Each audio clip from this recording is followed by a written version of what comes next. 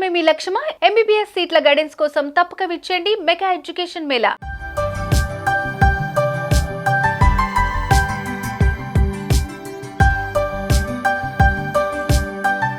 AP CM Chandrababu పాలనలో తన మార్పు చూపిస్తున్నారు. తనలో మార్పు చూస్తారని మొదటి నుంచి చెబుతున్న ఆయన నిజంగానే చేసి శభాష్ అనిపించుకుంటున్నారు. మాటిస్తే ఖచ్చితంగా నెరవేరుస్తామని ధీమాను లబ్ధిదారుల్లో కల్పిస్తున్నారు. తాజాగా గుడివాడ ఘటన ఇందుకు నిదర్శనం.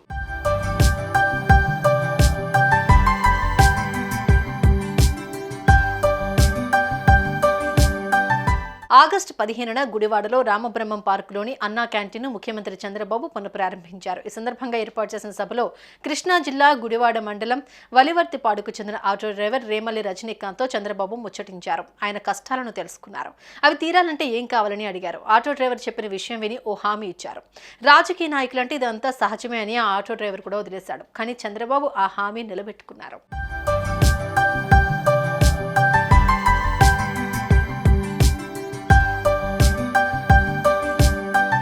వలివర్తిపాడుకు చెందిన రేమల్లి రజనీకాంత్ అనే ఆటో డ్రైవర్ గతంలో టీడీపీ ప్రభుత్వంలో ఎస్సీ కార్పొరేషన్ ద్వారా రుణం పొంది ఆటో ఓనర్ అయ్యానని చెప్పారు.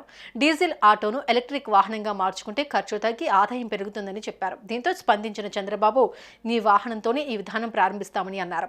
ఇచ్చిన హామీ మేరకు ఎలక్ట్రిక్ ఆటో అందజేశారు. గంటల వ్యవధిలో 3.9 లక్షల రూపాయల విలువైన ఎలక్ట్రిక్ ఆటోను అందించారు. కలెక్టర్ డీకే బాలాజీ ఆదేశాలతో ఆర్టీఓ నిమ్మగడ్డ శ్రీనివాస్ అప్పి ఈసిటీ ఆటో తీసుకున్నారు. ఆ ఆటోను Gudivada municipal commissioner G Balasubrahmanyam, మాజీ ఎమ్మెల్యే రావి వెంకటేశ్వరరావు రజనీకాంత్కు ఆటో తాళాలను అందజేశారు.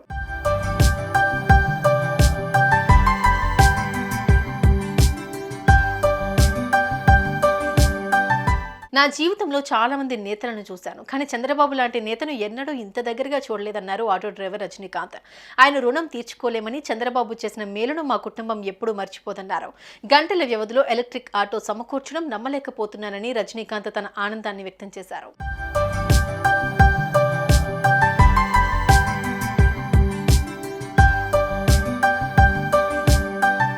అందరికీ నమస్కారం అండి.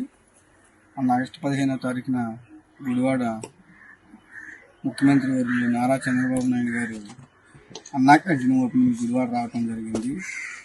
ఆ రోజు నాకు స్టేజీ మీద హామీ ఇచ్చిన ప్రకారం మీరు ఏ ఆటో తోలుతున్నారని సీఎం గారు అడిగారు. డీజిల్ ఆటో తోలుతున్నా అని చెప్పడం జరిగింది. ఇంకా ఖర్చు తగ్గే మార్గం ఏమైనా ఉందా అని ఆయనే అన్నారు. ఎలక్ట్రికల్ ఆటో ఇస్తానని అక్కడ స్టేజీ మీద నాకు వాగ్దానం చేశారు. అన్నమాట ప్రకారం ఈ ఆటో నాకు ఇప్పించారు. కలెక్టర్ గారు దాన్ని కన్వర్ట్ చేయటానికి అని కలెక్టర్ గారిని అడిగారు. అది మన రాష్ట్రంలో అయితే లేదంట. దానికోసమని చాలా మందిని కనుక్కొని చేయటం అవకాశం లేదని మాకు ఎలక్ట్రికల్ ఆటో ఇవ్వటం జరిగిందండి.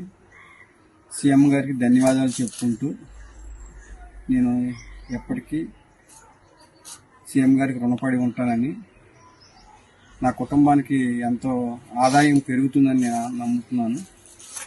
ఎందుకంటే డీజిల్ ఖర్చు ఉండదు కాబట్టి ఇంట్లోనే ఛార్జింగ్ పెట్టుకుని ఈ ఆటో తోలుకుంటే డబ్బులు ఆదా చేసుకోవచ్చు అన్నది మటుకి సీఎం గారు చెప్పింది అక్షరాల నిజమండి. సీఎం గారికి నేను రుణపడి ఉంటాను. సీఎం గారికి ధన్యవాదాలు.